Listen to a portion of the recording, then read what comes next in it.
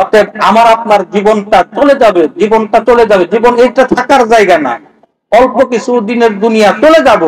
তো চলে যেহেতু যাব, বাতাস যত থাকবো না, মরতে যেতে হবে। যেই কয়টা দিন এই দুনিয়ার বুকে আমি আপনি আছি, সেই কয়টা দিন এমন কিছু কাজ করে যাব যেটা যেন গোটা বিশ্ব পৃথিবীর জন্য যেন একটি নজরবিহীন একটা কাজ যেন হয়। কন্যা সুবহানাল্লাহ।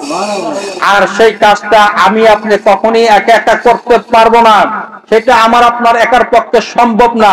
যেহেতু আমার আপনার প্রাণ প্রিয় দরদি মুর্শিদ কেবলা 5 কোটি লোকের টার্গেট মিশন হাতে নিছে, ওই মিশনের সাথে যদি আমি আপনি যদি সম্পৃক্ত থাকি, তাহলে কিন্তু ইতিহাসের মাঝে একটি অধ্যায় কিন্তু আমার আপনার নামে শুরু হয়ে যাবে। কন্যা সুবহানাল্লাহ। কথা ঠিক কিনা? তার কারণ কি? বদরের যুদ্ধে 313 জন সাহাবী আল্লাহ রাসূলের নেতৃত্বে তারা বদরের যুদ্ধে তারা যুদ্ধ করেছে, শহীদ হয়েছে অনেকেই। আবু জেহেল কিন্তু ওই 313 জন যে সাহাবী ছিল, তাদের নাম কি আসে না ইতিহাসের পাতায়? আসছে কিনা? তাহলে আপনি খন্দকের যুদ্ধে যারা যারা ছিল তাদের নামের তালিকা আসে নাই? আসছে। আল্লাহ রাসূলের নেতৃত্বে সাহাবা আজমাইনরা কাজ করতে, তাদের নাম ইতিহাসের পাতায় স্বর্ণাক্ষরে কিয়ামত পর্যন্ত থাকবে, এই নাম কেউ মুছতে পারবে না। ঠিক তদ্রুপ সেই ধারাবাহিকতায় তালিম ইসলাম মানিকগঞ্জ দরবার শরীফের আমার আপনার পরম দরদি মুর্শিদ কেবলা যে 5 কোটি লোকের টার্গেট যে মিশন নিয়ে মাঠে ঘাটে ময়দানে অক্লান্ত পরিশ্রম করতেছেন, সেই তরিকতের কাজে ওই মিশনে যদি আমি আপনি যদি সম্পৃক্ত যদি থাকি, ইনশাআল্লাহ তাআলা বিশ্বাস করেন আল্লাহর বান্দা রাসূলের উম্মত কিয়ামত পর্যন্ত আমার আপনার নাম সেই স্বর্ণাক্ষরে এরকম একটি অধ্যায় ইতিহাসের পাতায় উঠে যাবে। কন্যা সুবহানাল্লাহ। এই জন্য সব দিয়ে সব বুঝে নিতে কয়জন পারে ধরনীতে, মুখে মুখে মাওলা পাওয়া কোনো কালে হবে না রে। আমি আপনি যতই মুখে মুখে অনেক কিছু জপতে পারো, অনেক কিছু জপনা করতে পারো, কিন্তু বাস্তবে ওই পর্যন্ত রূপ দিতে পারবো না যে পর্যন্ত নিজের মন থেকে নিজের দিল থেকে এটা বাস্তবে রূপ দিতে চাইবো না। কথা ঠিক কিনা? এই জন্য আপন শাইখের নেতৃত্বে, আপন শাইখের মতের সাথে মত মিলাইয়া দিয়া দেখেন আপনার লাভ হয় না, লস হয়। বন্ধুরা আমার, একটি গ্রামের মাঝে নদী ভাঙ্গা শুরু হয়ে গেল। নদী ভাঙ্গা এলাকায় যারা থাকে, চর এলাকায়, তারা জানে তাদের বাড়িঘর কিন্তু নদীর গর্ভে কিন্তু বিলীন হইয়া যায়। বন্ধুরা আমার, নদী ভাঙতেছিল এক গ্রাম থেকে আরেক গ্রাম, আরেক গ্রাম থেকে আরেক গ্রাম। এক গ্রামের লোক, ওই এলাকার মধ্যে একজন আল্লাহর ওলি ছিল। ওই গ্রামবাসী সকলে আল্লাহর ওলির সান্নিধ্যে যায়, বলতেছে হুজুর কি অমুক গ্রাম নদীর গর্ভে বিলীন হয়ে গেছে, অমুক গ্রাম নদীর গর্ভে বিলীন হয়ে গেছে। গর্ভে বিলীন হইতে হইতে এখন আমাদের গ্রামের মাঝে এসে হাজির হয়ে গেছে। না জানি হুজুর কোন দিন আমাদের গ্রামটাও ওই নদীর বুকে বিলীন হইয়া যায়।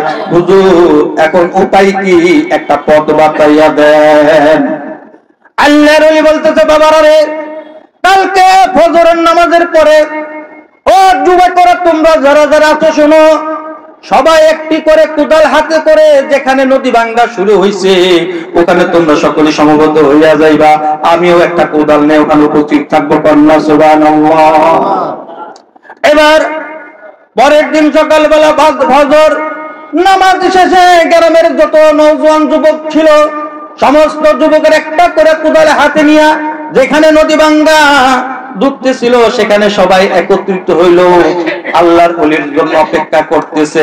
এবার দেখতেছে ওই আল্লাহর ওলিও একটা কোদাল হাতে নিয়ে এখানে উপস্থিত হয়েছে। এবার আল্লাহর ওলি বলতেছে, বাবারা রে, কি কোন দিকটা ভাঙতেছে? হুজুর দিকটা ভাঙতেছে। আচ্ছা ঠিক আছে। উনি কি করলেন? ওনার হাতের কোদালটা নিয়ে মাটি কাটতে শুরু করে দিলেন। মাটি কাটটা পানি জমে রাস্তা করে দিছে, মানে ভিতরে ঢুকতো।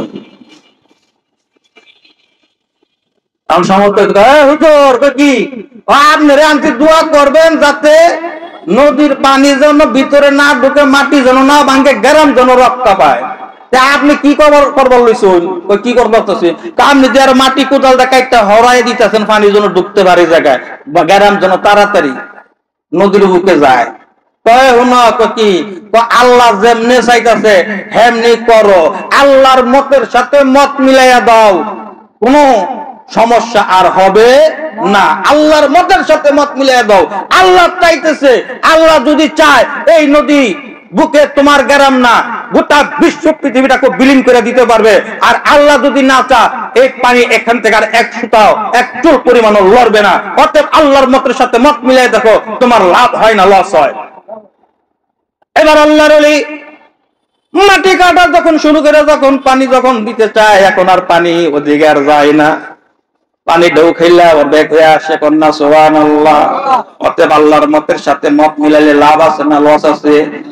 যদি আল্লাহর সাথে আল্লাহর মতের সাথে মত মিলাইলে যদি লাভ হয়, যদি লস যদি না হয়, তা আল্লাহর প্রতিনিধিত্ব যারা করতেছেন এই দুনিয়ার বুকে, খলিফা যারা, নাইবে রাসূল যারা, তাদের মতের সাথে যদি আমি আপনি যদি মত মিলাই দিই, আমার আপনার লাভ হইব না লস হইব? লাভ হইব। তো এই লাভটা হয়তো আপনি সেই লাভটা হয়তো আপনি দুনিয়ার এই জাহিরি চক্ষু ভাবে দেখবেন না, কিন্তু আস্তে আস্তে টের পাইবেন। কি পাইবেন? আস্তে আস্তে টের পাইবেন।